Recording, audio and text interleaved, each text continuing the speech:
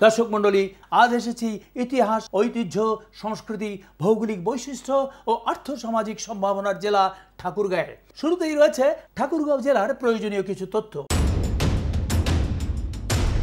হাজার বছরের পুরনো ঐতিহ্য এবং বর্তমানের অর্থনৈতিক সমৃদ্ধি ও পর্যটন শিল্পের অপার সম্ভাবনার সম্মিলনে ঠাকুরগাঁও জেলা এক ঐতিহ্য ও সম্ভাবনার জনপদ। ঠাকুরগাঁয়ের আদি নাম ছিল নিশ্চিন্তপুর। এই ভূমিতেই রচিত হয়েছিল চর্যাপদের কয়েকটি পদ। ভাষাতাত্ত্বিক বিশ্লেষণে প্রমাণ পাওয়া যায় যে চর্যাপদের ভাষার সাথে এ অঞ্চলের ভাষার যথেষ্ট মিল রয়েছে। এ থেকেই প্রতীয়মান হয় ঠাকুরগাঁও একটি প্রাচীন জনপদ।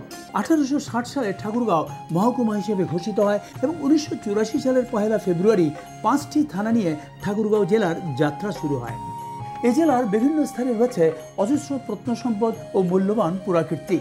এর মধ্যে উল্লেখযোগ্য প্রত্নসম্পদ ও দর্শনীয় স্থানগুলো হচ্ছে রানীশঙ্কর জমিদার বাড়ি, হরিপুর জমিদার বাড়ি, রামরাই দিঘি, নাথ মন্দির, জামালপুর জামে মসজিদ, প্রাচীন জনপদ নেকমরদ, শালবাড়ি মসজিদ ও ইমামবাড়া, গেদুরা মসজিদ, গোরক্ষনাথ মন্দির ও তৎসংলগ্ন কূপ ও শিলালিপি, গোবিন্দনগর মন্দির, বলাকা উদ্যান, টাঙ্গন ব্যারেজ ও বালিয়াডাঙ্গির সূর্যপুরী আম গাছ। এছাড়াও ঠাকুরগাঁও নাট্য সমিতি মঞ্চ, Thakurgaon town club, Thakurgaon public library এবং ঠাকুরগাঁও সরকারি বালক উচ্চ বিদ্যালয় অত্যন্ত প্রাচীন। রানীশঙ্কর উপজেলায় অবস্থিত খুনিয়া দিঘি মহান মুক্তিযুদ্ধে ঠাকুরগাঁও জেলার সবচেয়ে বড় বৌদ্ধভূমি। শহীদদের স্মরণে এখানে নির্মাণ করা হয়েছে একটি স্মৃতিসৌধ। এ জেলায় জন্মগ্রহণ করেছেন অনেক কীর্তিমান ব্যক্তিত্ব। শস্য উৎপাদনে সমৃদ্ধ এ জেলায় বিপুল পরিমাণে গম, ভুট্টা, আখ, ধান সহ নানা শস্য উৎপাদন হয়। অনুকূল আবহাওয়ার কারণে গম উৎপাদনে দেশের শীর্ষ জেলা ঠাকুরগাঁও। পনির বা চিজ উৎপাদনের জন্য ঠাকুরগাঁও বিখ্যাত। বর্তমানে এই জেলায় 37টি পনির উৎপাদন কারখানা রয়েছে। এক্ষেত্রে নারী উদ্যোক্তা মাসুমা খানম এখন ঠাকুরগাঁয়ে সবচেয়ে বেশি পরিমাণ পনির উৎপাদনকারীদের একজন। উল্লেখ্য, পনির উৎপাদন ও বাজারজাতকরণের সঙ্গে জড়িত প্রতিষ্ঠানগুলোতে কর্মরত শ্রমিকদের 90%ই নারী। প্রতিদিন জেলায় 4200 কেজির বেশি পনির উৎপাদন হয়।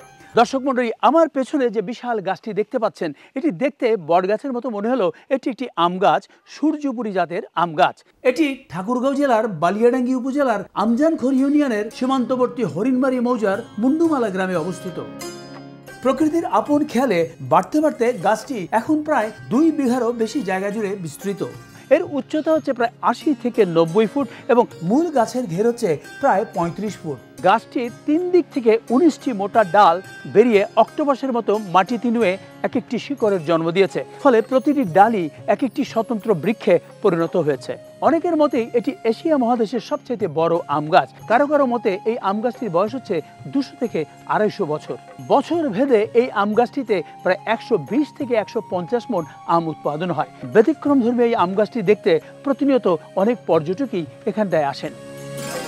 ঠাকুরগাঁও শহর থেকে প্রায় 34 কিলোমিটার দূরে রানীশঙ্কর উপজেলার বাচ্চের ইউনিয়নে কুলিক নদীর তীরে মালদুয়ার জমিদার রাজা টঙ্কনাথের রাজবাড়ি। টঙ্কনাথের পিতার নাম বুদ্ধিনাথ চৌধুরী, যিনি ছিলেন জমিদারের মন্দিরের সেবক। তবে রাজবাড়ি নির্মাণের কাজ বুদ্ধিনাথ চৌধুরী শুরু করলেও সমাপ্ত করেন তার ছেলে রাজা টঙ্কনাথ। লাল রঙের দালানটি স্থাপত্য শৈলীতে আধুনিকতার পাশাপাশি ভিক্টোরিয়ান অলঙ্করণের ছাপ লক্ষণীয়।